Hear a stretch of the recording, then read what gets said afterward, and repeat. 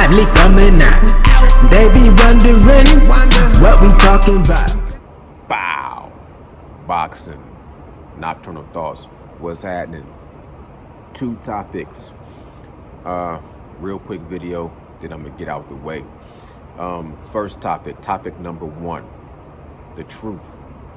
Errol Spence Jr., EJ. I watched his road to undisputed with his new strength and conditioning coach. I believe his name is Declan Walsh. Him and his team, I believe they're from Canada, so they're Canadian. And they had 2 episodes that they released. And then I also seen they had some episodes that they did with the Rougarou, Regis Prograis, and also another fighter, Bree Howling. So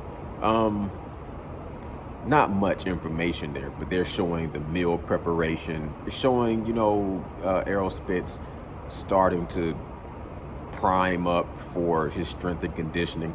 But what I liked about the content that was on the platform, it's called Fight to Be Fit. What I liked about the content that they did on Regis Prograis, who is one of my favorite fighters. I love watching his interviews because I think he's very straightforward, you know what I'm saying? And he's just a type of person, I believe he has that integrity and he just shoots a straight shot. I like Regis Prograis as a fighter, and I like in and outside of the ring what I've seen from Regis Prograis. So I'm watching him, and I believe he hired them for the last 2 weeks of basically getting down to the 140. And I'm watching this, they doing like a sauna, you know what I'm saying? They put him in a hot water to, make him reduce his weight, pour water out of his body. Then they wrap him up in the towels, you know what I'm saying? And then they slowly look like they rehydrate him. And he had like 2 of those big, like 32-ounce bottles, and he had them labeled differently with the BCAAs and different vitamins and minerals and whatever that you need to rehydrate your body so that you regenerate properly. And listening to Regis Prograis talked about how he used to do things the wrong way when it comes to, he just, when you're a fighter, you know how to fight. And stripping down that weight to 140, sometimes we just try to go off our instincts or what worked for us when we were younger, when our metabolisms were through the roof. So he said I was doing so many things wrong and it was affecting me. The last time I seen Regis Prograis was against Ivan Redkach on the Triller card, and he was about to demolish Ivan Redkach before Ivan Redkach decided to put on the comedy event of the year. He's rolling all around, pounding on the ground, and pretty much acting like he got hit low in order to escape getting that ass handed to him. You know what I mean? So I didn't know Regis Prograis even was having any kind of issues with making 140. So when I'm watching this content with, Fight to Be Fit, I'm really seeing that this guy has it down to a science. As far as strength and conditioning, as far as the weight process, taking it off and rehydrating. So I want to see how all that works out. But of course, Errol Spence before, we know he was dealing with Blu-ray. And I clicked on Fight to Be Fit, subscribe to the channel. I scrolled through and watched a few of their clips. They just have like 8-minute, 16-minute clips of different tutorials, stretching, leg raises, planks, just showing you kind of a foundation or whatever. And then they got a couple of episodes of Regis Prograis, and like I said, Bree Howling. Then you look at Blu-ray Fitness, and Blu-ray Fitness to me has more of like a freestyle approach. to strength and conditioning, some track and field, some hit cardio. I don't know what the situation between Errol Spence and Blue Ray was. Not my concern. I know at a point in time, Errol Spence physically was on another level in his strength and conditioning, his endurance and his stamina. And I know that, one thing that they both said during 2 separate interviews was that in different variations, he would do 700 push-ups before they would start their session, and then he would go train with Derrick James. And Errol Spence was like, kind of like, sometimes I felt like I was doing, not verbatim, but he said, sometimes I felt like I was doing too much, even with Blue Ray, as far as, all the different exercises and stuff that I was doing. But either way, they, from far as I know, parted ways mutually. You know what I'm saying? And you've seen Errol Spence, how he looked before he fought Mikey Garcia. Now he looked before he fought Danny Garcia, and how he looked before he fought Sean Porter. So I'm very interested to see what he's going to bring to the table against Yordenis Ugas, because it's like some people think Errol Spence has stayed at the welterweight division too long to maintain the same power that he had when he was knocking out guys like Lamont Peterson and Kell Brook. Maybe he, had too much damage in the car accident, and now with the detached retina and the time off.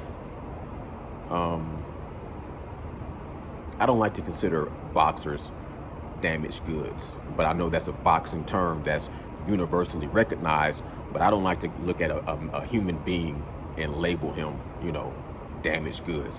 But I just don't see, with that amount of time off. Matter of fact, I'm not going to even go into the conversation about Bud.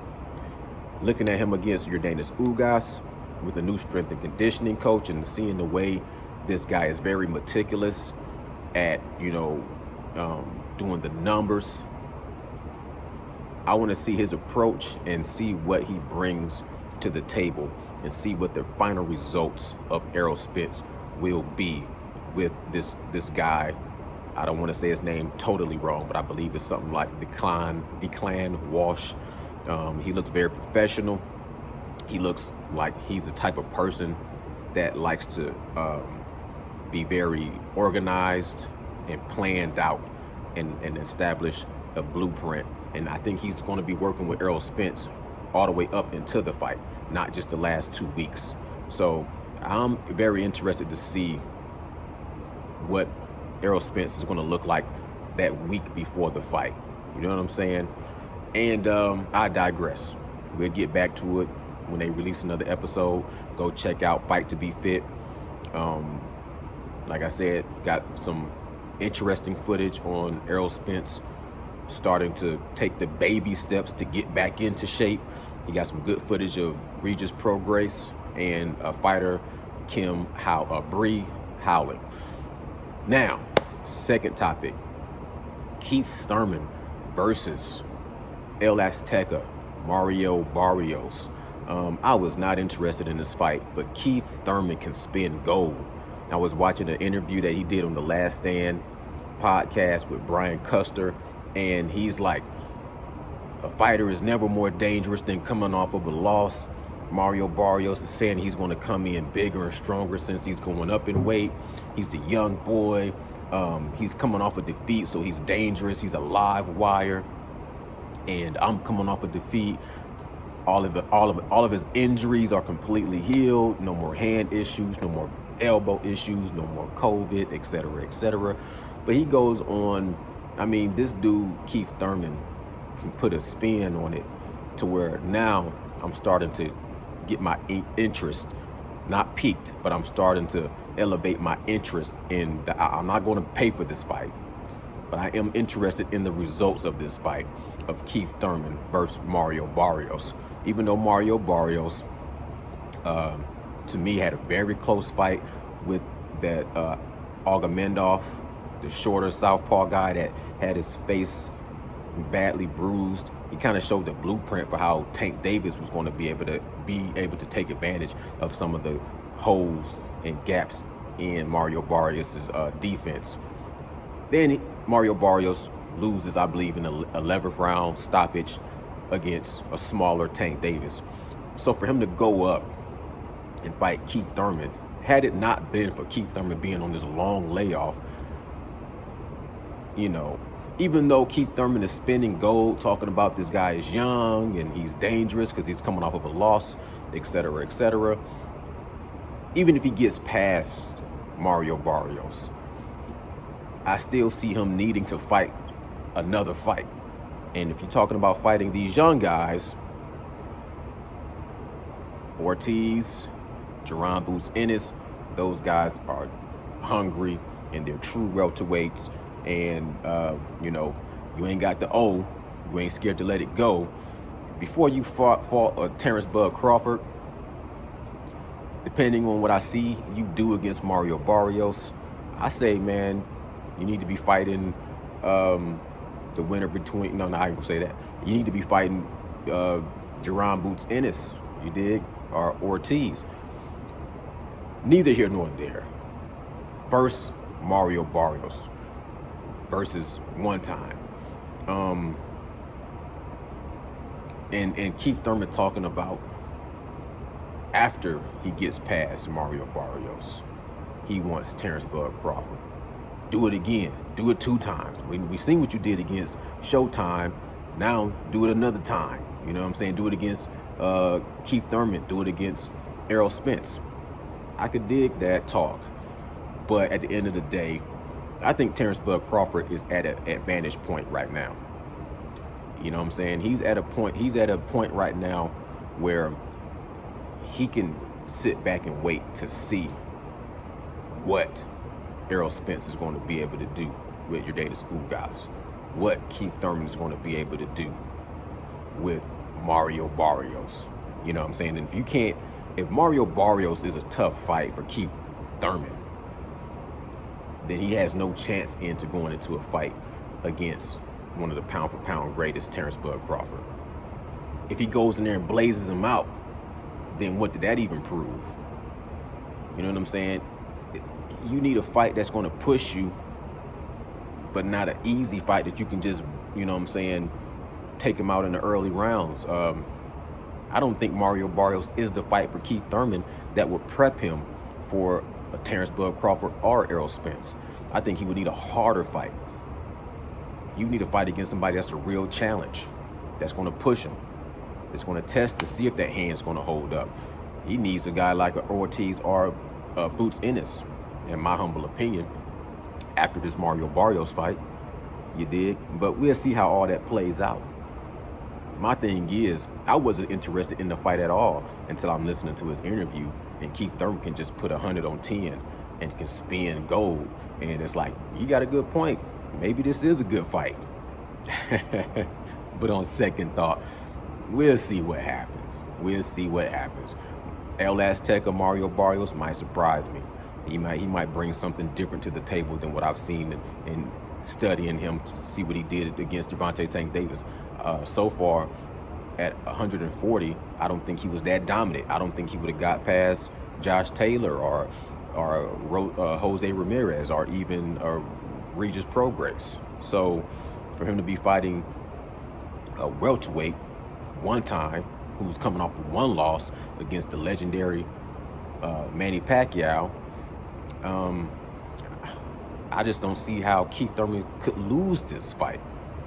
You dig? And I don't see what he's going to really gain from winning this fight.